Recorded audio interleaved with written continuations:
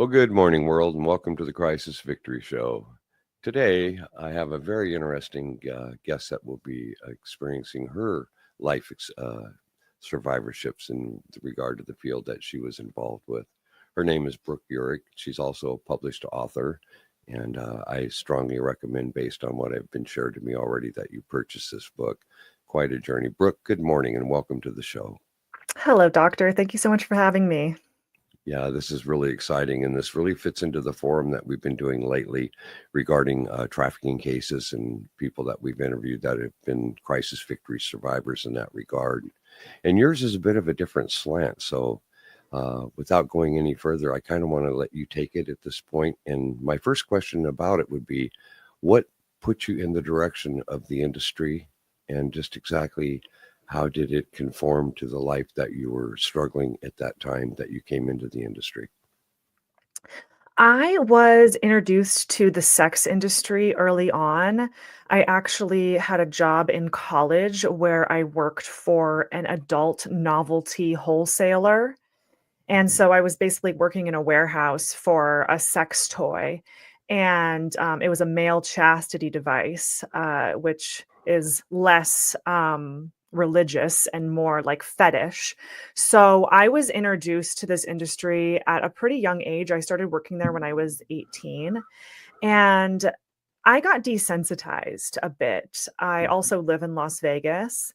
And by the time I turned 21, I had already been made comfortable talking about sex and talking about the sex industry, because at the adult novelty company, I was answering the phones and talking to distributors, talking to buyers of the device.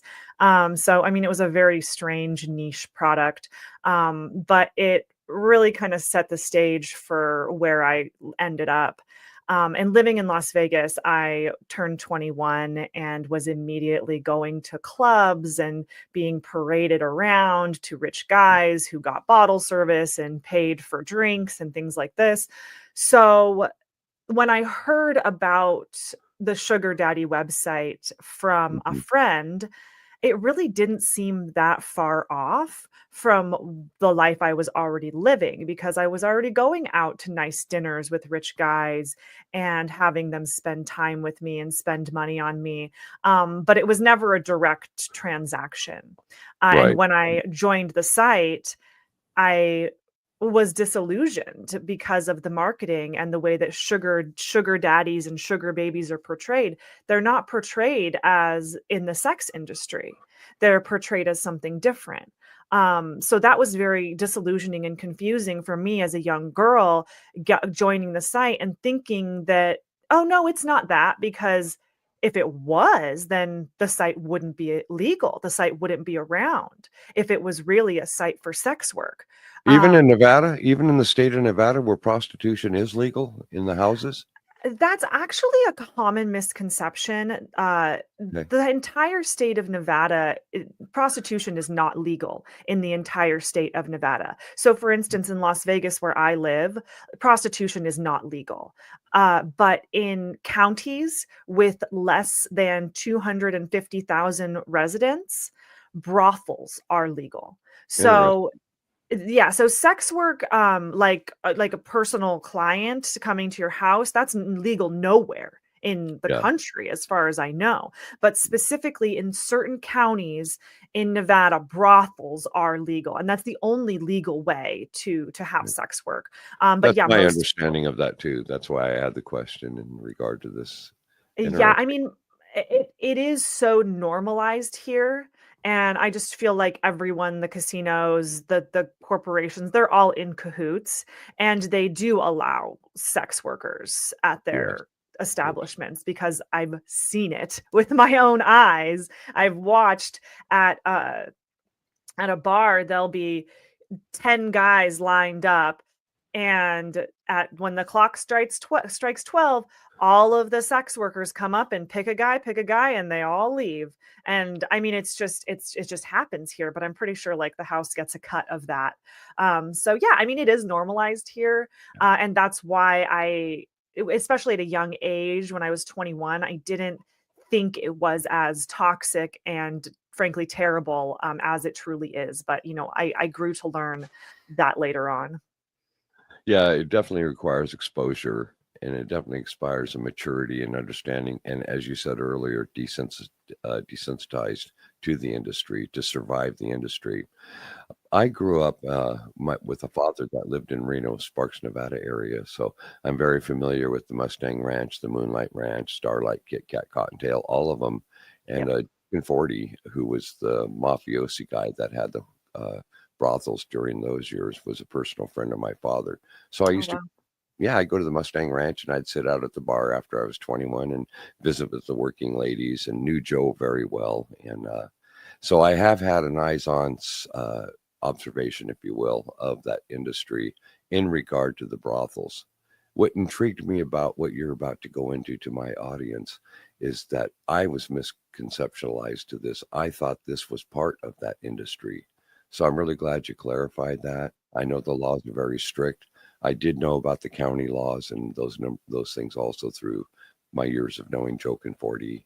Uh, so anyway, can you become a little more descriptive with regard to what the sugar daddy, sugar baby scenario is?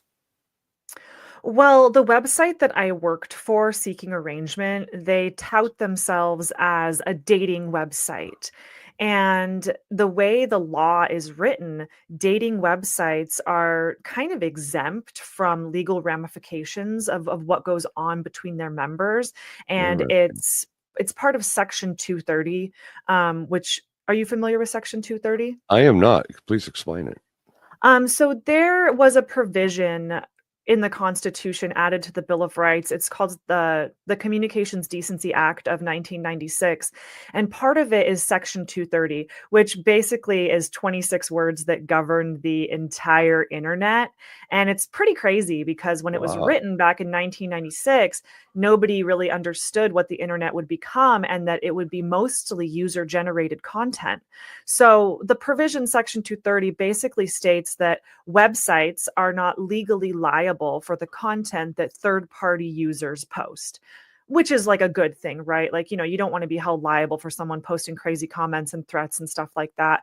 Of course. But Of course. but on the other end of the spectrum, it actually absolves dating websites of liability for criminal conduct between their members, or it basically makes them not liable to what happens, and it doesn't hold them accountable for keeping their members safe. So there's That's really also oh, I'm sorry. That's also nationwide. It's not just Nevada wide.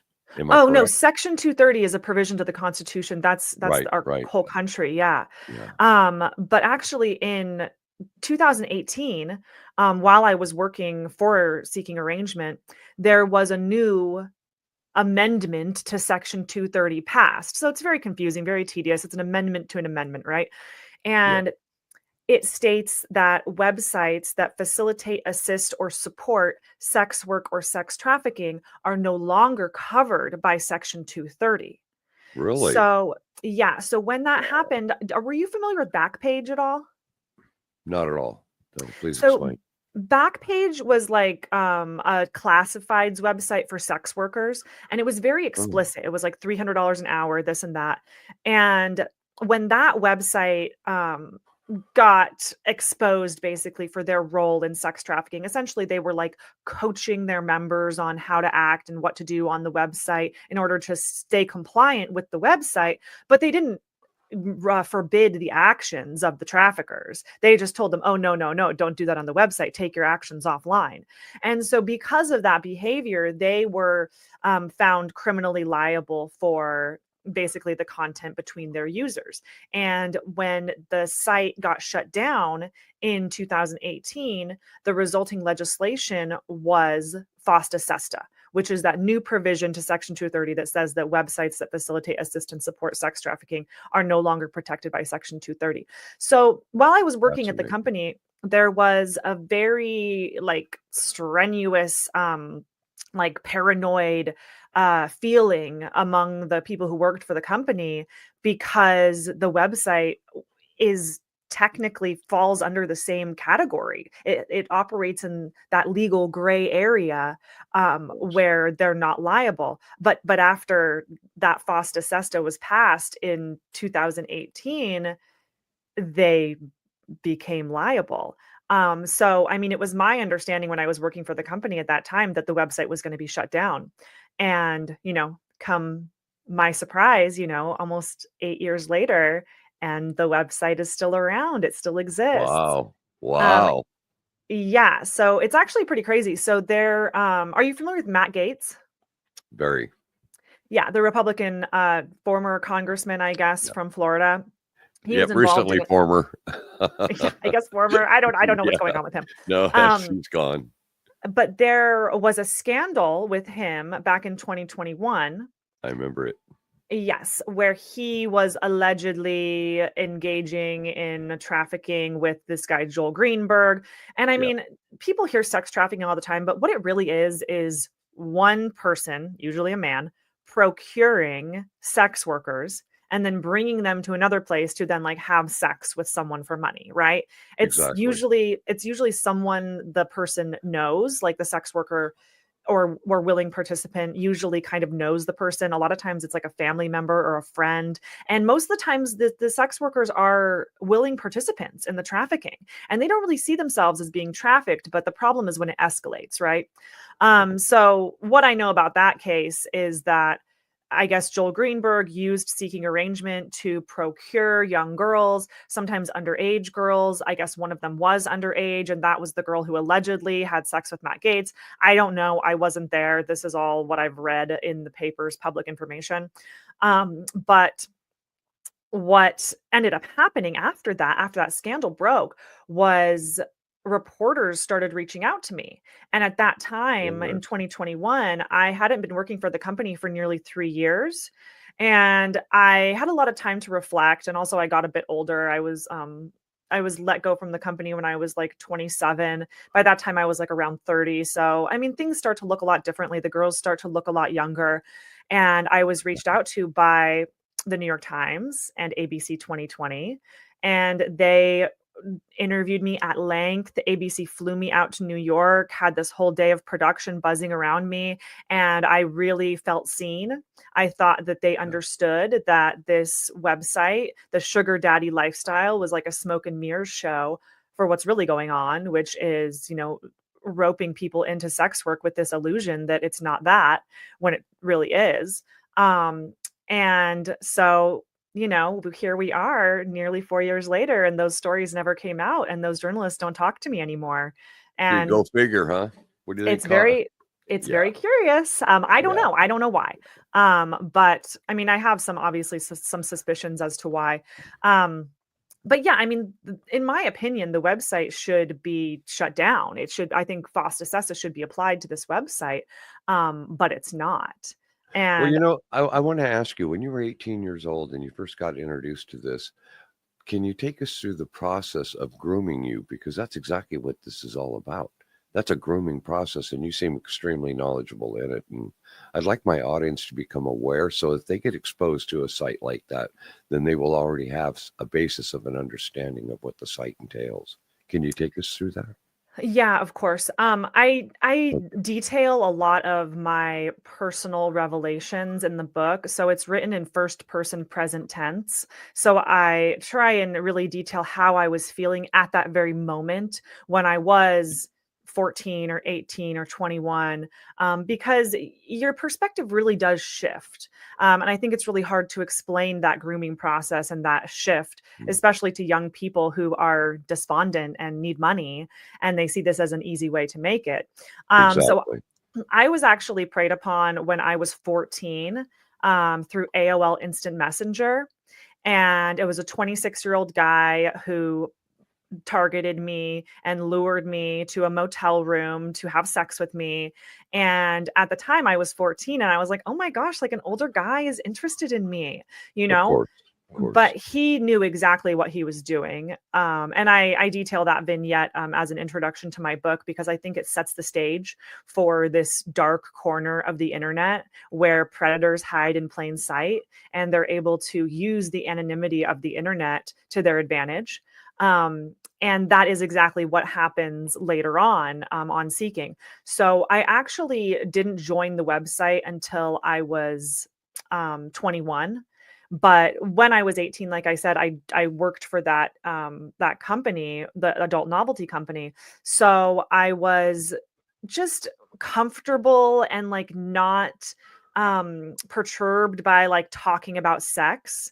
And Right. people would call me with questions about the device, and like kind of, pervs and stuff like that would call me. And so I'm just like, whatever, I just kind of blew them off.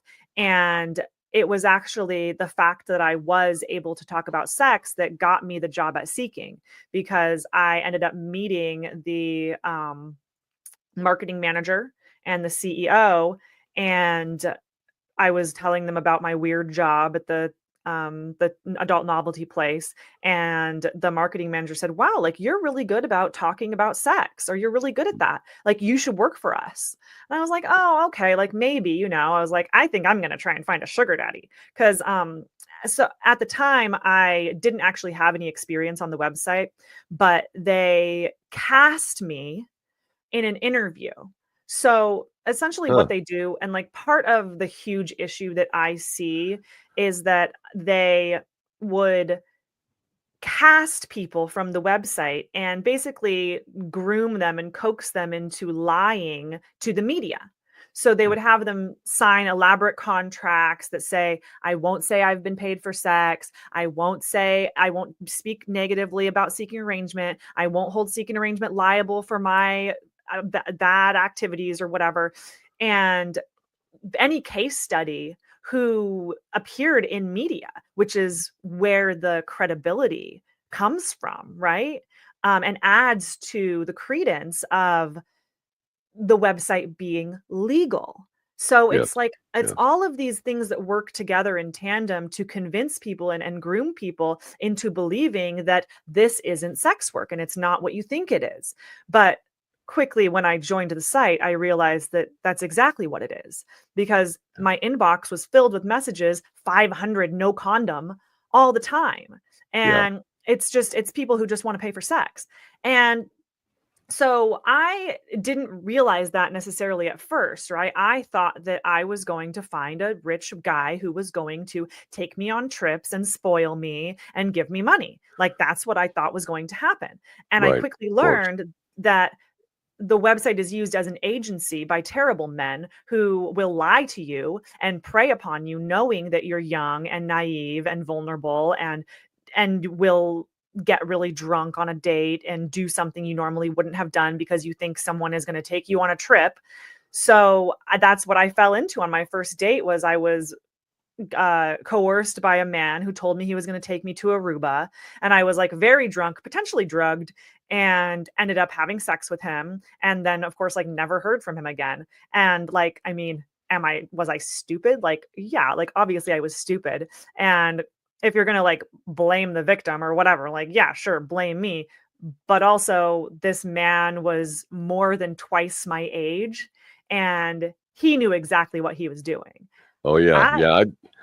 I'd like to cut in here at this oh, point. yeah. During my 17 years working with various agencies under the umbrella of the Department of Justice, I actually knew a federal agent who was working online, and he would speak the language of a 12 or 13 or 14-year-old guy, and he would come off going for both sides of both sexes, male and female both.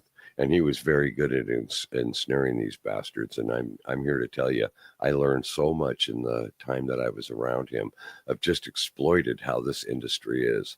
Now, when I was working for the drug cartels as an international smuggler decades ago, I was also around the smuggling of sex trafficked children going into the United States. So I never did those things. I was only into the narcotics industry, but I did get an eyes on of that industry, and it always put knots in my gut. It was just such a horrifying, and the look on the faces of some of those kids that were held in rooms getting ready to go north to God knows what they were going to be ending up to, is only another facet of the industry that you're sharing with us right now. Hence this interview. It was so fascinating to me when Pete was preparing me to be with you today, because Pete is aware of my knowledge of other variances to the sex trade industry Our opening episode that was done on the creation of the show was with the lady who was a former worker at the Mustang Ranch, and her journey through it and what put her in that, and how she was tricked and maneuvered and groomed and on and on. So hearing you, and you speak so professionally and very knowledgeable about what you're sharing on my show, that this is going to be very impactful. And I want you to know that the people that will see this will take this into consideration, thinking of their daughters and their granddaughters and the children that they become in touch with and in tune with. So this is amazing to me, just amazing. I can't thank you enough, if you will, to be so bold and so courageous as to share your personal journey, because this is the type of stuff the Crisis Victory Show is built on. You are a victim, but you are also a strong survivor. So I just welcome this so wholeheartedly. So yeah, I am aware on the federal law side how that goes, how they groom the targets that they're going after, perverts that are out there preying on young people like you were at that time in your life. Did you have any knowledge of anything like that going on? Any investigations besides the Matt Gates principle? Personally, I didn't get any insight, but I do know that that my bosses were always like in and out of court. And I know I that bet. I know that they usually settle privately with people. And I heard from the attorney that was representing the girl in the Matt Gates scandal. Yes. He contacted me because he wanted some insight on the mechanics of the site, because he was suing Seeking Arrangement on her Yes. behalf and suing Matt Gates at the same time. So, I mean, that's what I know about that. And I just want to say to your point, like, well, thank you for sharing about what you witnessed in terms of the sex trade. And I think that is the picture that most people have in their heads when they picture Right. sex trafficking. Yeah. This is a different slant completely. That's exactly why I brought that up. Yeah, but that is not, I'm not saying that doesn't happen. Of course, that does happen and it is Oh common. yes. Oh But yeah. what I saw is much more common and much more nefarious, because the way they rope these people into it is through the promise of money, designer goods, and luxury parties. So that's usually the way that the girls or the women are roped into this, is they are Right. invited to a party, Right. and they go to the party, and at the party, the trafficker, the procurer of them, will see how complicit they are. Are they willing to take drugs? Are they willing to be paid for sex acts? Are they like, what are they willing to do? And most girls don't realize that they are in that moment being trafficked.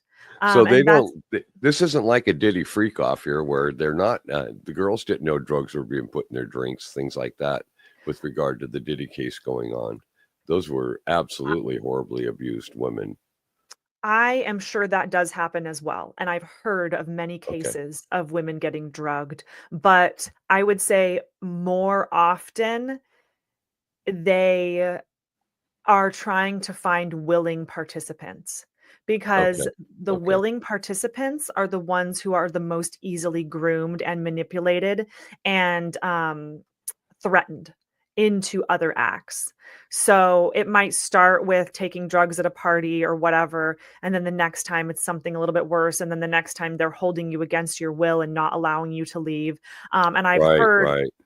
and I I have heard stories of people, traffickers, using the website for things like Diddy parties, right? Yes. That's where they procure the young sex workers. And it's crazy to me that all of these like Diddy stories, the CEO of Abercrombie and Fitch, like they used their celebrity and status to get people to be willing to be trafficked. But that was almost 20 years ago most of the time. And now you don't need celebrity and status because you have seeking arrangement that tease up the marketing with their marketing, tease up the ball for these traffickers to easily coerce and lie and then later um, threaten and control people through blackmail. And it's not only the young victims that are being blackmailed, it's also the other side of the spectrum, like a honeypot, Right, where right, right. they're using. Yes, exactly, and I've heard of that before too. I mean, I've just heard some of the most egregious, outrageous stories of what happens to people on this website because the website is designed to protect predators through intentional anonymity. Everyone is completely anonymous by design, and no one's information Interesting. is given out unless they are subpoenaed. And most victims are scared, embarrassed, ashamed, and so they don't come forward and they don't have money for a subpoena or a lawyer. Of course, they don't have any money. That's why they're on seeking arrangement. So it puts them in this super vulnerable position where they don't have any recourse. And that's exactly what the website counts on to keep the wheels in motion and to make sure that there's always a stream of young, sometimes underage people to victimize. And Do you it's know just really horrific. what are we doing about this? What are we doing in this country to curb this activity? What are we doing to put more of the heat, more of the pressure on not only the people that are soliciting these girls, but the companies that are providing this solicitation? What are we seeing? Is it evolving? No, actually, I think it's going Wow. backwards because so Wow. there's this nonprofit called the National Center on Sexual Exploitation out of DC, and I've heard of it. yeah, I found their website when I was doing my own research. It was after I realized that the New York Times and ABC, after I realized those stories probably weren't coming out because it had just kind of stalled to a halt. I began a little bit of more research into like what is going on, like why aren't these stories coming out? Why would these big mainstream news organizations with resources and lawyers and all of this, why wouldn't they make the news and why wouldn't they share something of public interest that could actually help a lot of people and save a lot of people? Why wouldn't they share that information with their audience? And Simple. so Financial suppression. because Political. Yeah, there's they're not beholden to their audience. They're beholden exactly. to big pharma and all of these conglomerates and lobbyists. That's who they are beholden to. And when I was becoming a little bit more oriented with what is going on, I found the National Center on Sexual Exploitation because they have a web page that sounds like it was written by me. And it details exactly what seeking arrangement is doing and has this like prefab form, like encourage the DOJ to investigate seeking, like write the DOJ, all of this. And so I reached out to them and I was like, hey, like, do you want to talk to me? Like, I have some crazy info. And I did talk to them for a long time and I've been in touch with them. And what they've told me is that these types of cases going through the courts, the dating websites are winning. Like, and that's the thing is seeking arrangement touts itself as a dating website. It's actually pretty insane because when I was working for the company during 2013 to 2018, they were always shedding their skin to code as more vanilla over time. When I Yes, first started of working course. there was dollar signs, it was very overt, it was get a rich guy to pay for your college tuition, all of this. And now if you go on the website, none of that exists. It's been completely scrubbed. Anything to do with Interesting. sugar daddies, anything to do with sugar dating, but it doesn't matter because they have their core membership. And the thing about that website is the men keep coming back. They get older and the girls stay the same age. So there are men who have Interesting. been on that website for nearly 2 decades running this ruse and enjoying the spoils of it. My Um, God. and what are they doing about it? I don't know. I don't know. I'm actually so shocked still to this day that my book came out before any of these stories. Like when I originally got the idea to start writing after the New York Times reached out to me, I was like, maybe I should like write about my experience and kind of reflect on that. Originally it was kind of a uh like a project to release my shame, like a bit of a therapy project for myself. And that's kind of what I thought it would be. And then as I realized, those stories weren't coming out, it became a whistleblower project because it seems like I am the only one who's really touting this and explaining what exactly is going on. And I mean, that's what I'm seeking to do, is to inform people of what's truly going on this website, through my own personal experience, because I was a user of the website who was coerced and whatever. And I think a lot of people assume that discredits me, and that I'm like just some like stupid hooker or Well, quite whatever. the opposite. Quite the opposite. And I'll tell you why. I've written 12 books and I've written a series of action adventure novels. And absolutely, they're fictionalized, but they're very therapeutic for me because it helps me through the nightmares that I live with every day and every night of my life as a result of being captured in foreign countries, kidnapped in countries, the things that I've witnessed that have been done to humankind, if you will. Writing has helped me. And I'm sure in the sense of what you just described there, I really had a connection to that statement you just made, because it does help you. It does feel good to get that out, Brooke. And we get it out in an informative way. And I think that it's a real positive direction. And I got a feeling you're going to be writing more books. It's just Yeah. part of it's part of the journey. But Oh my yeah, gosh. I edited probably half of my book out. I Um, know you did. because there was just too many stories to tell and too many themes. But like one of my major goals is to help people talk about what happened to them.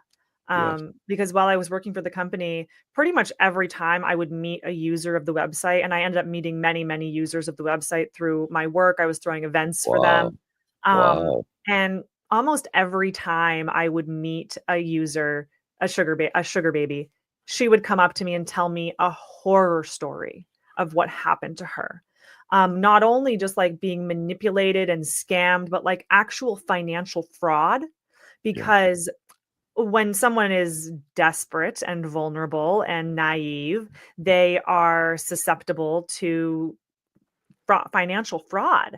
And when they believe that some golden Prince Charming is just going to send them money, that actually sets them up for financial fraud, like the Yeah. Nigerian prince scam, right? You Yeah, replace a exactly. Nigerian prince with a sugar daddy, you got yourself a scam.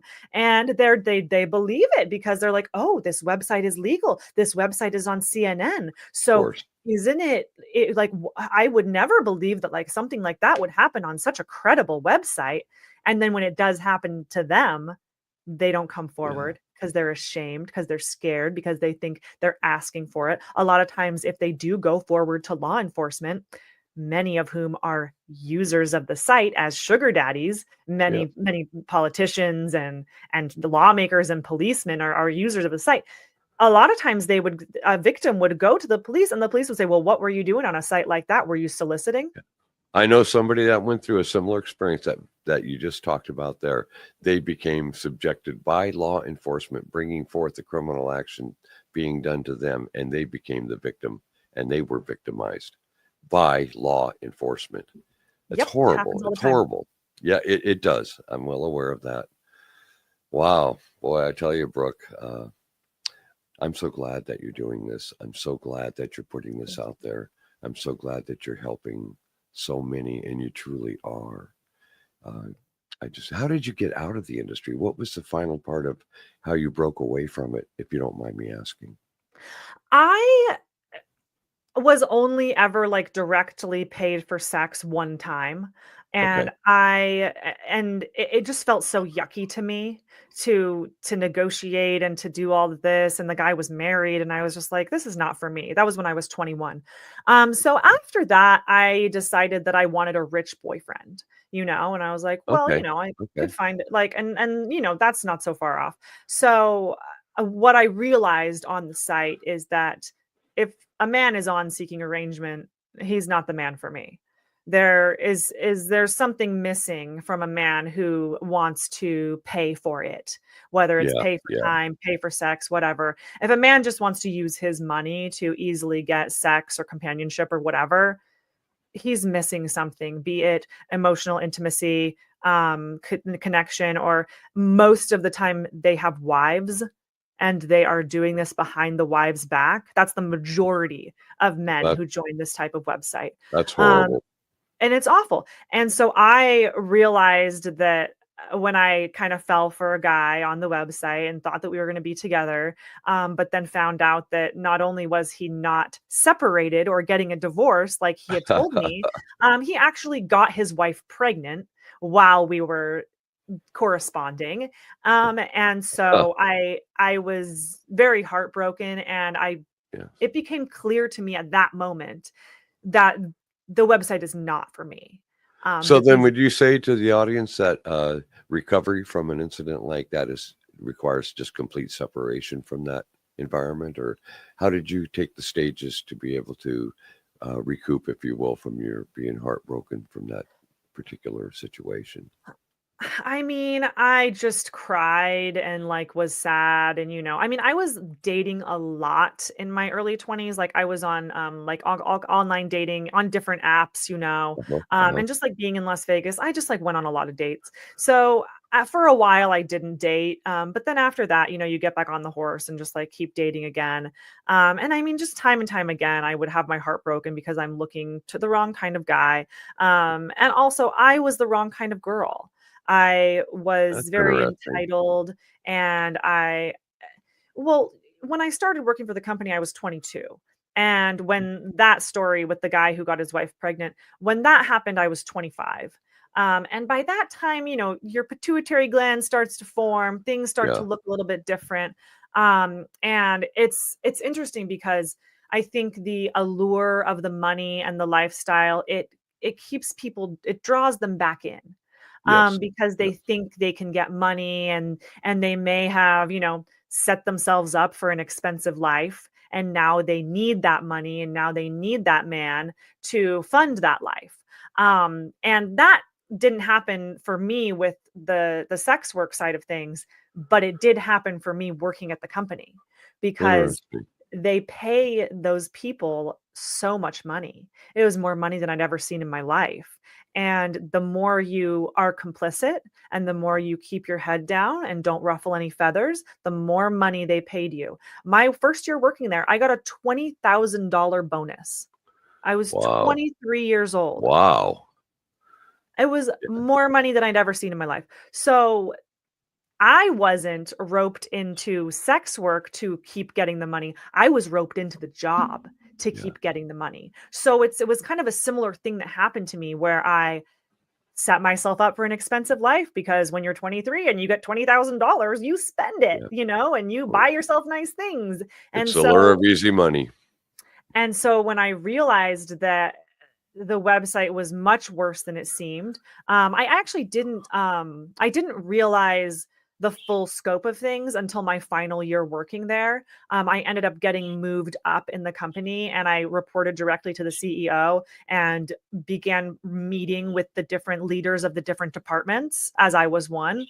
And I was working in PR and like content, but when I began to see the full picture of what's going on, for instance, in IT, in billing, in product design, so like design and curation of the website, in development, and most importantly, in customer support, where the complaints and the allegations and the reports are fielded. And they do Fascinating. nothing about them. So when I began to get the full picture and really learn what was going on, I was shocked and appalled. And I did begin speaking up about what I saw and what I thought should be done, and how I don't think they're doing enough to keep their members safe. And it was shortly thereafter that I was laid off, along with 12 other people from the company.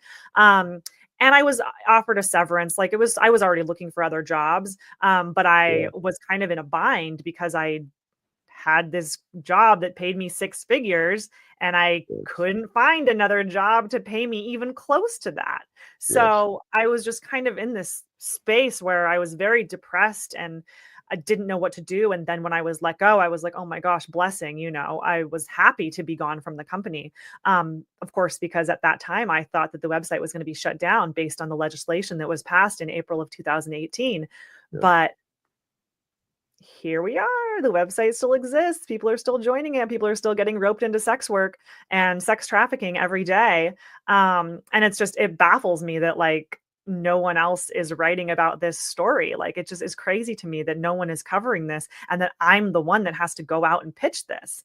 Um, Especially with like the Diddy thing and all of this, like people aren't wondering where they get all these underage sex traffickers or sex workers. Like, where are they procuring these random people? Like, do you think they just pluck them up off the street? Like, no, they find the ones who are vulnerable, who are complacent, who are then complicit, and they Yes. elevate those people. So that's what happens. It's the same thing that happened at the company, right? Is when I'm complicit, I am elevated, I'm given more money. When you are complicit in sex work and trafficking, you are elevated, you get more money, you get the spoils, you get the private jet, but only if you're complicit.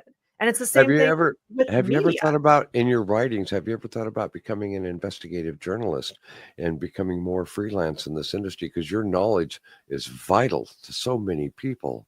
And the idea of writing wink, wink, nudge, nudge, maybe an episode 2 coming on, but also looking at this in a journalistic sense of writing for media corporations that have an interest and the integrity, if you will, to allow this type of material to be put to the audience, to the world. Have you I thought of have. that? Yeah, I have thought of that. That's funny. Good. Good. Many people have told me that, and I have Good. thought about it myself. I would really love a mentor in that space to teach me how to dig up records and because I guess I could figure it out myself, but I don't exactly know where to start. And I'm such a biased source that I feel like people might not trust me or I might be discredited because of like my past. But that Your definitely is past something is I've what thought gives about. you your credibility, sister. That's what gives you your credibility. Yeah, yeah.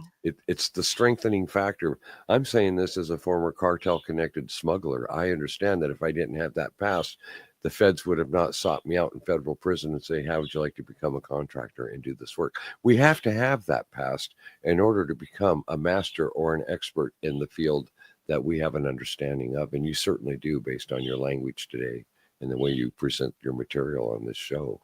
And I think I would hope that I would enhance you to become interested in pursuing a journalistic approach to this as a investigative journalist. It'll all come to you easier and easier on how to put the pieces together once you get your feet into that well. But the message that you have, Brooke, this is so intensely important.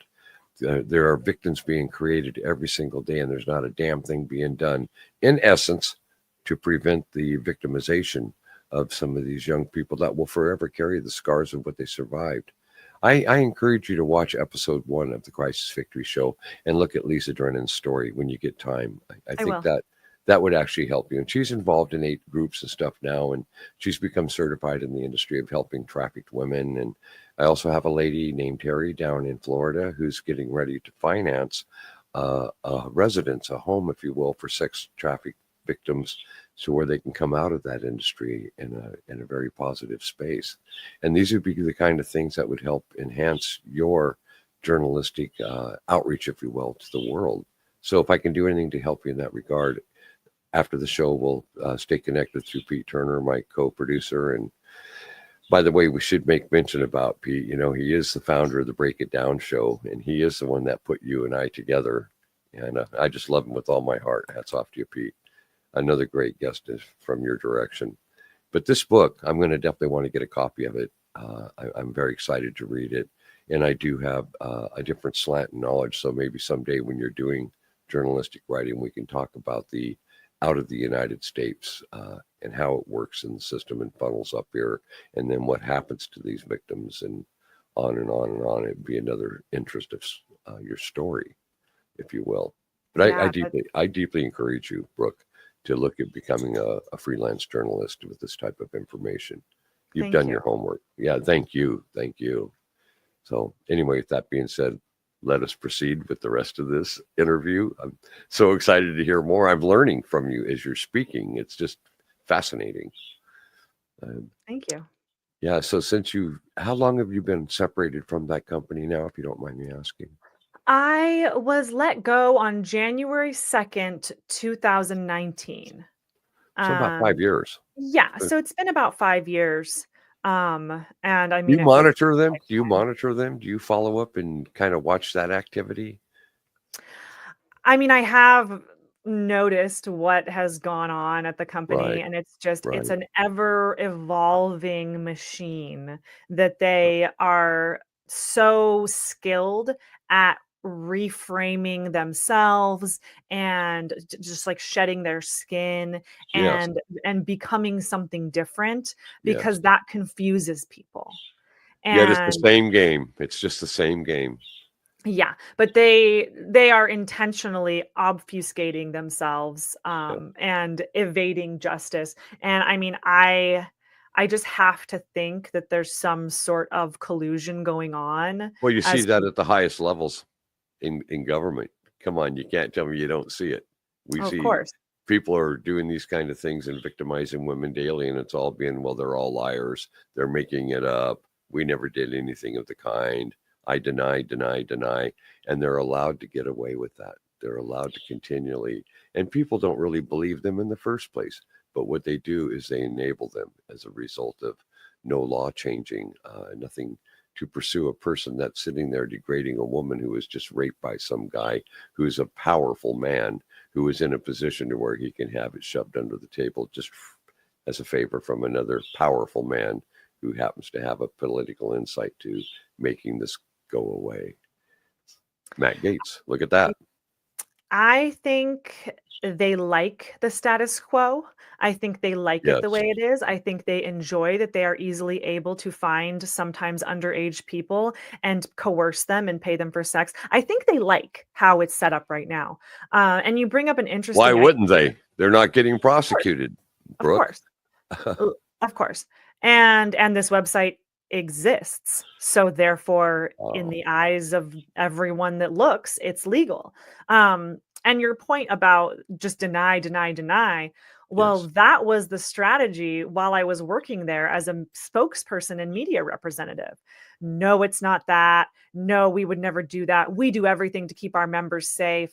And Yeah. Deny, it deny, deny. it lends to the same strategy that politicians used, right? Is exactly the strategy that we used at the website. And many people, intelligent, people over the age of 30 probably are like, oh, well, we know what it really is, or oh, I don't believe that guy. Yeah, but But Brooke, you know, the old saying goes, you hear a lie 1,000 times, it becomes a truth. And that that is what we're doing. We are mind setting people to accept. And I mean, look at, for example, look at our political division with regard to presidential elections and things to this nature.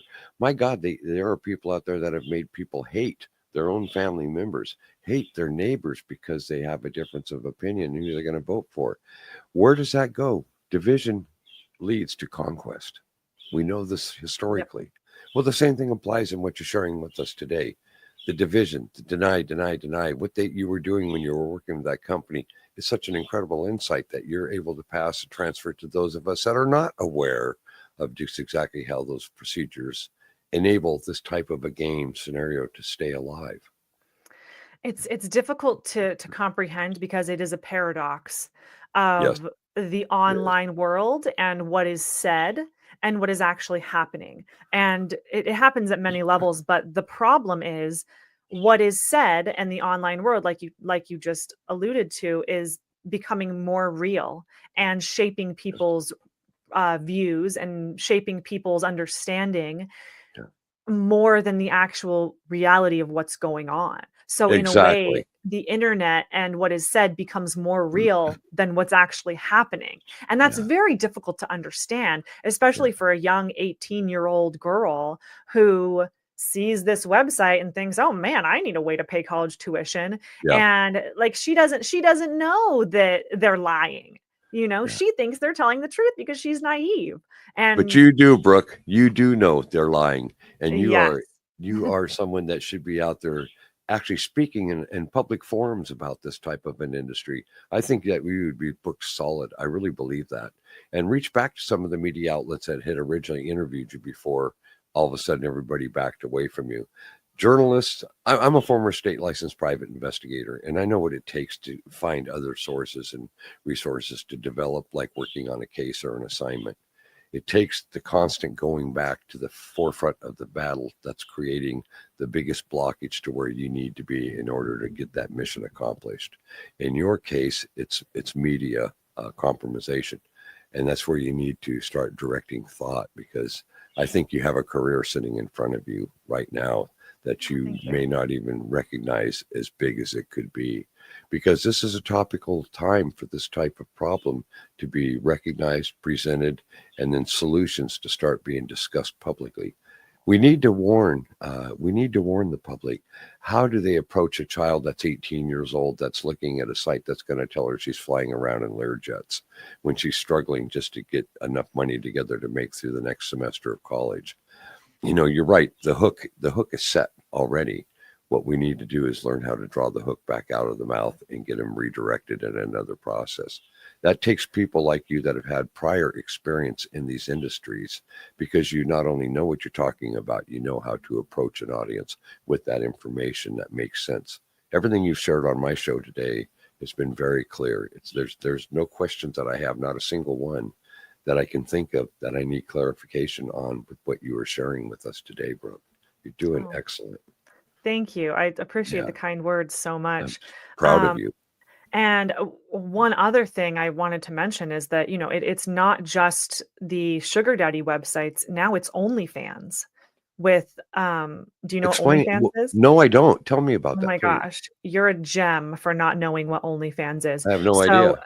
basically, it's like a porn social media where young girls can join as like a social media profile and have Jesus, paywall content of Jesus, themselves, like doing porn acts. And there are so many like young 18-year-old girls who join this site and start exploiting themselves. And it's sort of like a parasocial relationship where these men think that they are communicating with this girl and paying this girl for photos and things like that, but in reality it's like some gay guy in the background like who's messaging them. yeah, um it's really terrible. And there's this issue that, a lot of these young girls, they actually make the most money on OnlyFans when they turn 18. wow, So, yeah, and wow, it's this like countdown thing to like turning 18 and all of this. And I think that is even more disillusioning than the sugar daddy thing, because with the sugar daddies, the girls have to have sex to get yeah, money. But with yes, this, they don't have to have sex. They just have to show their bodies and show sex acts on camera. And in my opinion, that is even more damaging because those images live forever. Like if I didn't ever want to tell anyone that I had been paid for sex, I wouldn't yes, have to ever tell anyone. No one would ever know. But those images live forever. And when you're 18, you don't have a consequence mindset. You don't right, understand that you are going to regret this later. And you don't care at the time because you're making so much money.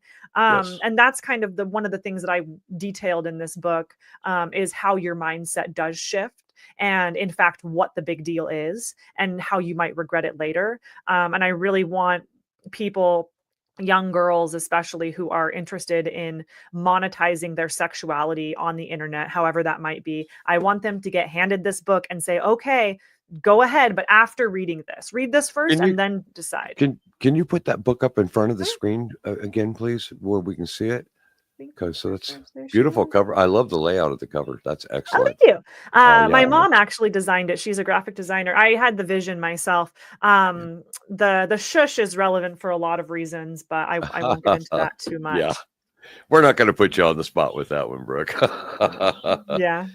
Well, listen, as we're getting ready to wrap up this episode, I'd like to know if there's any advice that you have for younger women out there, if there's any advice for the parents of younger women out there that we can share at this point in time, because I'd like to have the last thought in the Crisis Victory show today, showing a victorious ending to this type of removal, if you will, from it. How do these young girls find another way to redirect their temptation, if you will? Can you share that?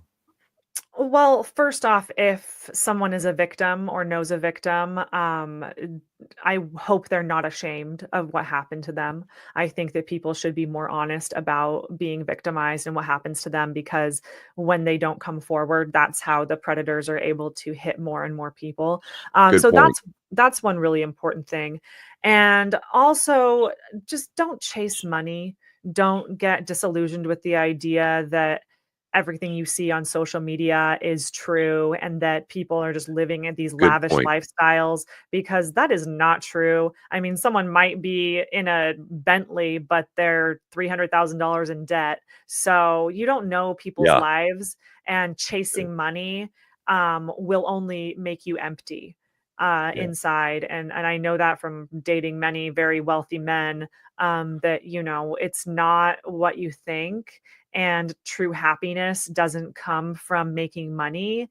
It comes from serving your community and connecting with people and being a good person. Like, that's where true happiness is going to come from. It's not going to come from a designer handbag. Like, I sold all my designer stuff. I don't care about it. I don't want it. And it's easy for me to say that now because I'm 33 years old and I just like don't have that mindset anymore. Yeah. But I wish I could instill that money will not, past your basic needs, money Yeah. is not going to make you any more happy. You know what, Brooke? That's the true sign of a crisis victory survivor. When we start cutting away from the things that lured us into that misaligned way of life, if you will, during that time, and then we start doing the things you're saying. I'm identical. I don't wear gold chains anymore. I don't drive around in expensive fancy cars, and I don't do none of that. I haven't for decades. That is the transitioning, and that, my friend, is what makes us survivors. Well, ladies and gentlemen, I want to thank you all for participating and sharing the show with Brooke and myself today. Brooke, God love you. God bless you. I thank you for being on my show today. And I really, really wish you the best. And I'm hoping and praying for you that you will seek out an investigative journalistic profession. You have an Yes. important message. Thank you so much, Dr. Hal. I really appreciate the conversation. You Okay, folks. Well, that wraps up another episode today. And I'd like to take this moment to thank each and every one of you for taking your time to catch our show. Now, if you like these shows, I would ask that you would please hit like, share, and subscribe. It's so important to us that we get these messages out, and we understand that these are graphic, almost toxic interviews. But this is the kind of impact that we feel is needed in order to make sure that people understand the significance of the problems that we are confronted within our own country and around the globe. So I'm going to say at this time that I love you all. God bless you all. Hasta luego, y vaya con Dios, and go Victor.